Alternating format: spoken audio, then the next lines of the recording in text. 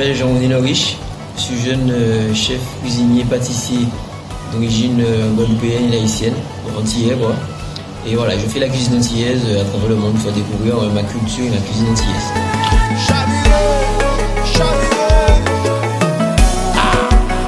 J'ai choisi ce métier parce que tout d'abord, je n'étais pas tourné vers ça, j'étais plus vers la chimie à la base. Et ensuite, justement, c'était l'alliance des matières en fait. Et le besoin de mettre ma culture et ma cuisine en avant. Donc j'ai fait un mix des deux et ça a donné ça a donné ma cuisine.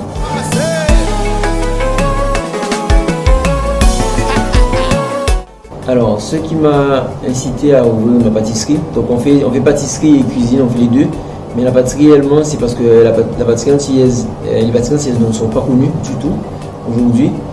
Donc du coup, je me suis dit, tant qu'à faire, pourquoi pas faire découvrir aux gens la richesse de nos mets sucrés.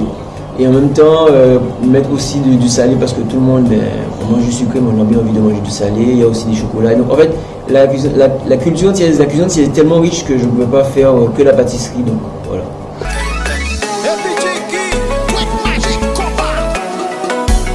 Alors, ce qu'on trouve, c'est du corosol, du fiapin, de l'igname, des patates douces. C'est tous les produits des Antilles qu'on ne connaît pas en fait. Le corosol par exemple, j'ai fait un chou au corosol, on trouve ça nulle part en fait. Et les gens quand ils viennent, ils me demandent mais qu'est-ce que c'est que le corosol? Voilà.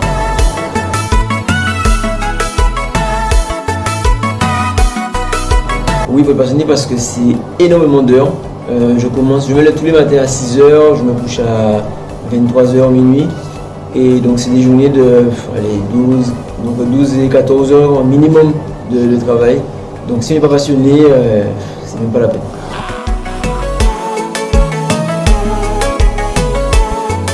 L'inspiration, ça me vient de toute mon enfance aux Antilles. En fait, aux Antilles, il y a tellement de couleurs, de goûts, c'est incroyable en fait. Il y a la mer, il y a la rivière. Il y a les champs, il y a les champs de canne, il y a la forêt. C'est tellement incroyable en fait. Il y a tellement de produits aussi, tellement de producteurs aussi qui font de bonnes choses.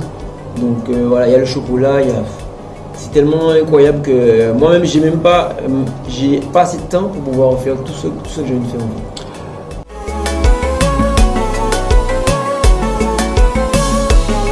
Il y en a pas mal. Il y a les défis, là avec le Covid, c'est déjà un défi. Je fais la cuisine antillaise, donc qui n'est pas connue, donc il faut que je me fasse connaître. Donc ça c'est notre défi, il faut que je me fasse accepter. Parce que on n'accepte pas forcément ce qu'on ne connaît pas, donc c'est un peu un autre défi. Voilà.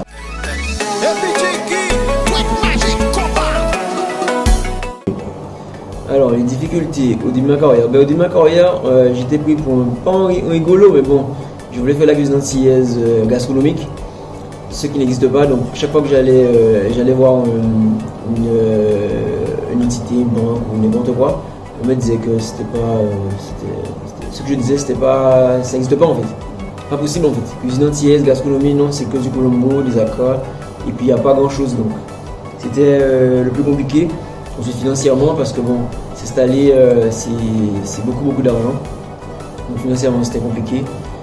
Et voilà. Après c'était plus ça, c'était plus le regard.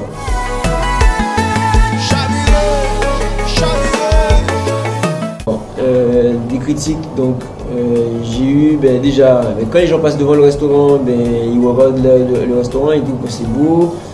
Mais quand ils vont antillais, ils me disent mais ça va être pimenté. Donc c'est tout le temps ça. C'est trop pimenté, je ne veux pas le manger, comment je vais être après, donc voilà. Mais par contre ça ne m'a pas découragé, ça m'a plutôt encouragé à justement à faire. Et plus j'avais de critiques, plus j'avais ces critiques, je me disais encore plus qu'il faut que je fasse découvrir ça à encore plus de monde en fait.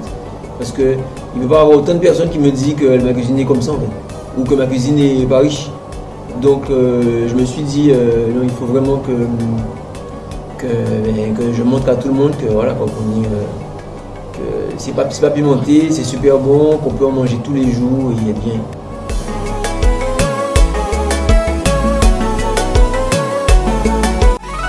Alors bon, déjà pour faire des journées de 12-15 heures, il faut exiger, être exigeant avant soi-même déjà. Et mes collaborateurs, oui, malheureusement, bon, heureusement parce que bon, j'arrive quand même à faire. Pour le moment, je sais pas, mais peut-être c'est eux qui nous diront, mais j'ai fait la part des choses, mais oui, ça c'est exigeant. Mais oui.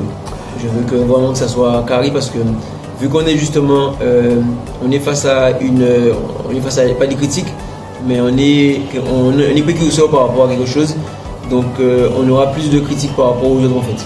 Moi, dans ma rue, ben, si moi je fais un faux pas, ben, ça va être plus cette vue. Donc on doit tout le temps être carré, être propre, être bien pour que voilà.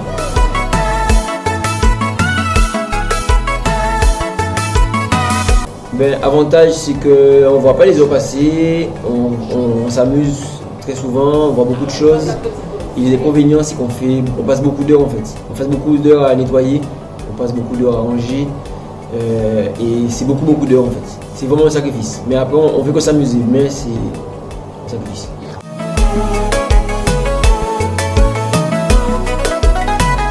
Alors, ben, j'ai beaucoup de passion en fait. Ben, je suis passionné d'aquarophilie, les aquariums et tout ça. Passionné de basket aussi, parce qu'à la base, je suis basketteur à la base. Donc c'est ce qui m'a permis aussi d'avoir ben, le restaurant, c'est Caso Basket. Donc ouais, donc le basket, on va dire, avant d'être cuisinier, j'étais basketteur à l'avance.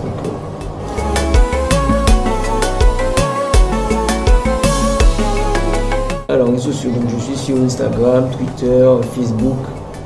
Et donc il y a mon Instagram, Chef Riche, qui est pas mon Instagram personnel, mais on va dire personnel, professionnel. Ensuite il y a Le Riche Saveur, mon restaurant gastronomique, Maison J.A. Le Riche, la pâtisserie. Et voilà.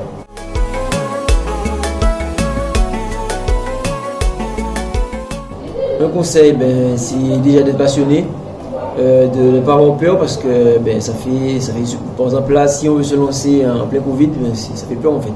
De ne pas avoir peur, de se lancer s'il faut et voilà, d'être passionné, de ne pas avoir peur.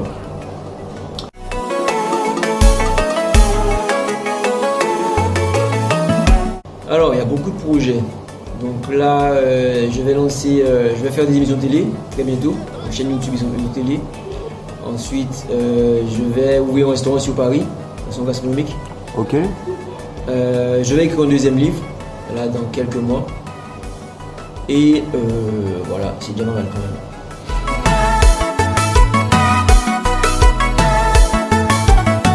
même. Pour la fin, ben, si vous avez un rêve, suivez le rêve et n'abandonnez pas parce que c'est compliqué, mais bon, c'est qui lâche, comme on dit.